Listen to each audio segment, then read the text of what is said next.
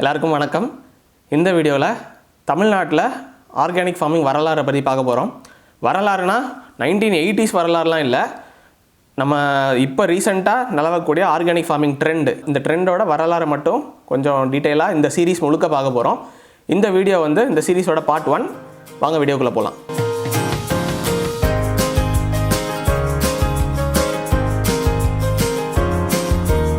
எங்கள் சேனலோட கம்யூனிட்டி போஸ்ட்டில் 2 வீக்ஸ் முன்னாடி ஒரு போல் கண்டக்ட் பண்ணோம்.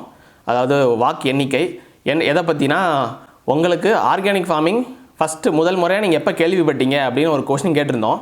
முக்கால்வாசி பேர் 2010க்கு அப்புறம் தான் தெரியும் அப்படிங்கிறத சொன்னாங்க. அதன் அடிப்படையில் பார்த்தோம்னா கிட்டத்தட்ட நம்ம ஆர்கானிக் ஃபார்மிங் அந்த ட்ரெண்டை கேள்விப்பட்டு நம்ம ஒரு சில பேர் ஆர்கானிக் ஃபார்மிங் பண்ணிகிட்டு இருப்பாங்க. அதை கிட்டத்தட்ட டெக்னிக்கலாக பார்த்தோன்னா கிட்டத்தட்ட ரஃபாக ஒரு 10-12 இயர்ஸ் 2010லேருந்து இது தமிழ்நாட்டு நிலவரம். பட் இந்தியாவில் எப்போ ஆரம்பிச்சது அப்படின்னு நம்ம வரலாற்றை கொஞ்சம் பின்னோக்கி பார்க்க போனோம்னா 2001 காலகட்டத்தில் national program for organic production அப்படின்னு சென்ட்ரல் கவர்மெண்ட் ஒரு டிபார்ட்மெண்ட் ஆர் ஒரு இயக்கம் மாதிரி ஆரம்பிச்சிருக்காங்க. அதுதான் ஆர்கானிக் ஃபார்மிங்கோட ஃபஸ்ட்டு கவர்மெண்ட் இனிஷியேட் பண்ண ஒரு இனிஷியேட்டிவ் NPOP. அண்ட் இந்த NPOP தான் ஆர்கானிக் ஃபார்மிங் இப்படிலாம் பண்ணணும் அப்படின்னு ஸ்டாண்டர்ட்ஸ்லாம் இப்போ ரிலீஸ் பண்ணி ஆர்கானிக் ஃபார்மிங் சர்டிஃபிகேஷன் வாங்கணும்னா அந்த ஸ்டாண்டர்ட்ஸ்லாம் ஃபாலோ பண்ணணும் அப்படிங்கிற மாதிரி ஒரு அமைப்பு அது.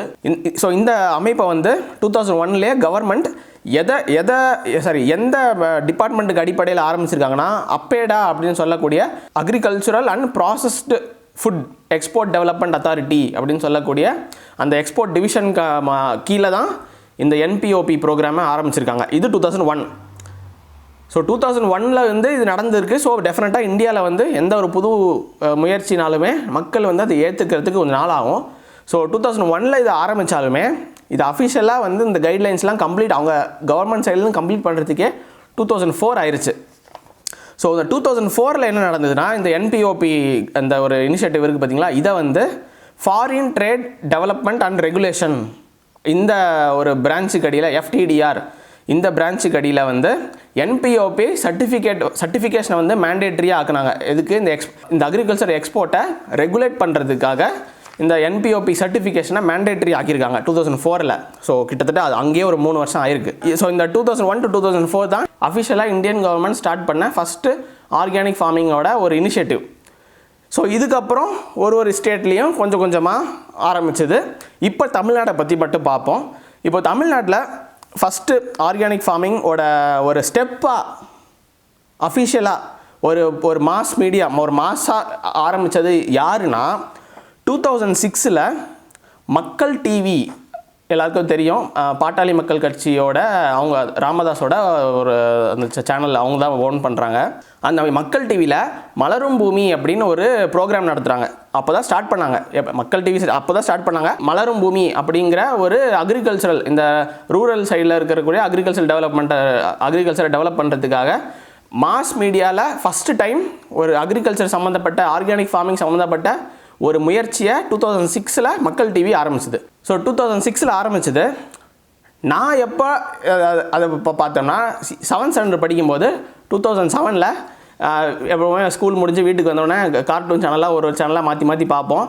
அப்படி சேனலை மாற்றுற டைம் இந்த மக்கள் மலரும் பூமியை போட்டுட்டு இருந்தாங்க. அப்போ யூஸ்வலாக 6:30 to 7 o'clock அந்த டைம் ஸ்லாட்டில் தான் போடுவாங்க. அப்போ நான் ஃபஸ்ட்டு பார்த்த எபிசோடில் ஃபஸ்ட்டு அவங்க காட்டுறது மீன் அமிலம் எப்படி தயாரிக்கணும் அப்படிங்கிறத பற்றி பார்த்தாங்க. அதுலேயே பயங்கர ஃபேசினேஷன். ஏன்னா சின்ன வயசில் அதுவும் மீனை வச்சு ஒரு ஃபர்டிலைசர் பண்ணுறாங்களா அப்படிங்கிற மாதிரி ஒரு க்யூரியாசிட்டியில் ஆரம்பித்தது. அதுதான் தொடக்க புள்ளி. 2006ல் மக்கள் டிவி ஆரம்பித்தாங்க. அடுத்த இனிஷியேட்டிவ் யார் எடுத்தாங்க அப்படின்னா, 2007ல் விகடன் குரூப்லேருந்து பசுமை விகடன் அப்படிங்கிற ஒரு மேகசின், ஒரு ஐ திங்க் அந்த ஸ்டேஜில் மந்த்லி ஒன்ஸ் ரிலீஸ் பண்ணிக்கிட்டு இருந்தாங்க. 2007ல் ஆரம்பித்தாங்க. இதை நான் ஃபஸ்ட்டு எப்போ அந்த ஃபஸ்ட் மேகசின் எப்போ படித்தேன்னா 2008ல் சம்மர் ஹாலிடேஸில் பாட்டி வீட்டில் இருக்கும்போது, பாட்டி வீட்டு பக்கத்தில் ஒரு குட்டி ஒரு பெட்டி கடை இருக்கும், நியூஸ் பேப்பர் கடை இருக்கும். அதில் தொங்க விட்டுருப்பாங்க லைனாக ஒரு 4 காப்பி தொங்க விட்டுருந்தாங்க. ஃபஸ்ட்டு காப்பியில் எப்படி அது என்ன அட்ராக்ட் பண்ணிச்சுன்னா, அந்த ஃபஸ்ட்டு பேஜில் ஒரு பெரிய கோழி, ஒரு ப்ரௌன் கலரில் பெரிய கோழி, அதை சுற்றி ஒரு 5-6 கோழி குஞ்சு இருந்தது. எனக்கு எப்போவுமே அந்த டைமில் எப்படின்னா இந்த ஆடு மாடு கோழியெல்லாம் ரொம்ப ரொம்ப ஃபேசினேட்டடாக பார்ப்பேன். நான் ரொம்ப இன்ட்ரெஸ்டாக ஈடுபாடோடு இருப்பேன் இந்த ஆடு மாடு கோழிங்கள்லாம். அப்படி என் கண்ணில் பட்டது தான் அந்த 2008 டயத்தில். அப்படி என்னை ஈர்க்க வச்சது 2008 பசுமை விகடன் மேகசின். ஸோ இதுதான் வந்து தமிழ்நாட்டிலேயே 2வது இனிஷியேட்டிவ் ஆர்கானிக் ஃபார்மிங்கை மாஸ் மீடியாவுக்கு எடுத்துகிட்டு போனது பிரிண்டட் ஃபார்மேட்டில். மக்கள் டிவி எடுத்துகிட்டு போனது வந்து டெலிவிஷன் ஃபார்மேட்டில், பிரிண்டட் ஃபார்மேட்டில் எடுத்துகிட்டு போனது பசுமை விகடன் 2007. அப்புறம் 2007 காலகட்டத்தில் தான் நம்மாழ்வாருமே அங்கங்கே இந்த மீடியாவில் இந்த பசுமை விகடன் மூலியமாகவும், ஏன்னா இந்த பசுமை விகடன் லான்ச் பண்ணுறதுக்கே நம்மாழ்வாரை தான் கூப்பிட்டுருக்காங்க. ஸோ அந்த 2007 இருந்து தான் நம்மாழ்வார் மீடியாவில் அங்கங்கே தென்பட ஆரம்பித்தார். பப்ளிக்குமே நம்மாழ்வார் யாருங்கிறத இதுவுமே அப்போ தான் கொஞ்சம் கொஞ்சமாக தெரிய ஆரம்பிச்சது. அடுத்தது இப்போது 2007 பசுமை விகடன் பிரிண்டட் ஃபார்மேட்டில் ஆர்கானிக் ஃபார்மிங் ப்ரொமோட் பண்ண ஆரம்பித்தாங்கங்கிறத பார்த்தோம். இதுக்கு இடையில் ஒரு 4 வருஷம் கேப்பு, 4-5 வருஷம் கேப்புன்னு இருக்குன்னு வச்சுப்போமே. இதுக்கு இடையில தான் அந்த நம்மாழ்வாரோட நிறையா ப்ரொட்டஸ்ட்டு அதெல்லாம் நடந்து நம்மாழ்வார் வந்து நல்லா மீடியாவால் கவர் பண்ணப்பட்டு எல்லாருக்கும் நம்மாழ்வார்னா யார் அப்படிங்கிறது அந்த டயத்தில் தான் 2008, 9, 10, 11 அந்த காலகட்டத்தில் தான் எல்லாருக்குமே தெரிய வந்தது. இதுக்கு அடுத்தது ஒரு பெரிய டேர்னிங் பாயிண்ட்டு நடந்தது ஆர்கானிக் ஃபார்மிங்கோட ஹிஸ்ட்ரியில். என்னதுன்னா 2013 நம்மாழ்வாரோட டெத், இறப்பு. ஸோ இந்த நம்மாழ்வாரோட டெத் 2013 இதுதான் மிகப்பெரிய டேர்னிங் பாயிண்ட் நம்ம தமிழ்நாட்டுக்குள்ளே இந்த ஆர்கானிக் ஃபார்மிங் காட்டுத்தீயாக பரவுறதுக்கு. இது ஏன் காட்டுத்தீயாக பரவுச்சுங்கிறத நம்ம அடுத்த வர வீடியோஸில் டீட்டெயிலாக பார்ப்போம். ஸோ 2013 தான் நம்ம ஆர்கானிக் ஃபார்மிங் ஒரு பெரிய டேர்னிங் பாயிண்ட் அடைஞ்சிது. ஸோ இந்த 2013 நம்மாழ்வார் இறந்த தருணம் தான் மாடர்ன் ஆர்கானிக் ஃபார்மிங் ட்ரெண்டை ஆரம்பித்த தருணம். பிள்ளையார் சொல்லி அங்கே தான் போட்டது. ஸோ 2013 நம்மாழ்வார் இறப்புக்கு பின்னர் இறந்தவுடன் அந்த தருணத்தில். அதுக்கப்புறம் 2013, 14, 15 இதிலலாம் வந்து ஸ்லோவாக கொஞ்சம் கொஞ்சமாக நம்மாழ்வாரை பற்றி இந்த ஃபேஸ்புக் சோஷியல் மீடியாலாம் அப்போ தான் வர ஆரம்பிச்சிது. சோஷியல் மூலியமாக நம்மாழ்வார் ரீச் ஆக ஆரம்பித்தார். நம்மளோட ப்ரொபகண்டா அந்த கான்செப்ட்ஸ் எல்லாமே ரீச் ஆக ஆரம்பிச்சிது. அடுத்தது 2016 ஒரு பெரிய டேர்னிங் பாயிண்ட் வந்தது. இது என்னென்னா இன்ட்ரோடக்ஷன் ஆஃப் ஜியோ வந்து இன்டர்நெட் அவைலபிலிட்டியை எல்லாருக்கிட்டையும் கொண்டு போய் சேர்த்தாங்க, இன்க்ளூடிங் வில்லேஜ் இந்த ரூரல் ஏரியாஸ் உட்பட. ஸோ இந்த அவைலபிலிட்டி ஆஃப் இன்டர்நெட் இந்த இணையம் வந்து எல்லாருக்கும் கிடைக்க ஆரம்பித்தது 2016. அப்போ தான் ஆர்கானிக் ஃபார்மிங்க்கு இன்னும் கொஞ்சம் அடுத்த கட்டத்துக்கு நகர ஆரம்பிச்சது. ஸோ 2017 அடுத்த திருப்புமுனை என்னென்னா 2016 ஒன் ஆஃப் த திருப்புமுனை அதை ஹெல்ப் பண்ணுச்சு அந்த இன்டர்நெட் இது மூலயமா. 2017 தான் அகெயின் இன்னொரு பிக்கஸ்ட் டேர்னிங் பாயிண்ட் என்னென்னா jallikattu protest. So 2017 Pongal time அப்போ ஜல்லிக்கட்டு ப்ரொட்டஸ்ட் தமிழ்நாடு முழுவதும் நடந்தது. யாரால் நடந்துச்சு, எப்படி நடந்துச்சு எல்லாருமே தெரியும். இதையும் கொஞ்சம் டீட்டெயிலாக அடுத்த வர வீடியோஸில் பார்ப்போம். பட் 2017 ஆர்கானிக் ஃபார்மிங்க்கு ஒரு இம்பார்ட்டண்ட் இயர். ஏன்னா அங்கேருந்து தான் இன்னும் கூட நம்ம ரொம்ப காட்டுத்தீயாக பரவ ஆரம்பிச்சிது. 2017 அப்புறம் என்ன ஆச்சுங்கிறது எல்லாருக்கும் தெரியும். கோவிட் வந்துச்சு, எல்லோரும் என்னென்ன டெவலப்மெண்ட் ஆச்சுங்கிறது எல்லாருக்கும் தெரியும். 2001 2017 வரைக்கும் இதுதான் நடந்தது. ஓகேவா, 2001 to 4 இந்தியாவில் ஆரம்பிச்சது, அஃபிஷியலாக கவர்மெண்ட் ஆரம்பிச்சது. அதுக்கப்புறம் 2006 17 வரைக்கும் கிட்டத்தட்ட 11 to 12 இயர்ஸ் கொஞ்சம் கொஞ்சமாக டெவலப் ஆகி 2013 அப்புறம் ஒரு பெரிய ஸ்பைக்கு. அந்த கிராஃப் பார்த்தீங்கன்னா இப்படி ஆரம்பித்து இப்படிலாம் போகாது, இப்படி ஆரம்பித்து 2013 அப்புறம் இப்படி போக ஆரம்பிச்சிது. அதுதான் வந்து நம்ம டைம்லைன் ஆர்கானிக் ஃபார்மிங் தமிழ்நாட்டில் எப்படி வந்துச்சுங்கிற டைம்லைன்.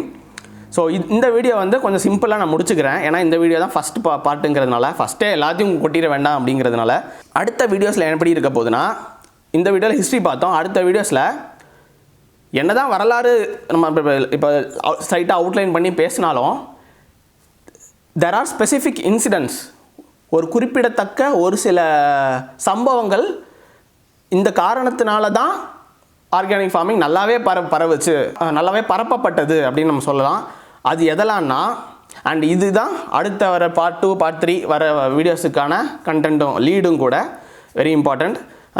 நம்மாழ்வார் டெத் இன் 2013 ஆல்ரெடி சொன்னேன். ஃபஸ்ட்டு இது டேர்னிங் பாயிண்ட் நம்பர் 1. அந்த அடுத்த வீடியோட கண்டென்ட்டுமே இதுதான், நம்மாழ்வார் டெத் இன் 2013. அடுத்தது கத்தி மூவி ரிலீஸ் இன் 2014.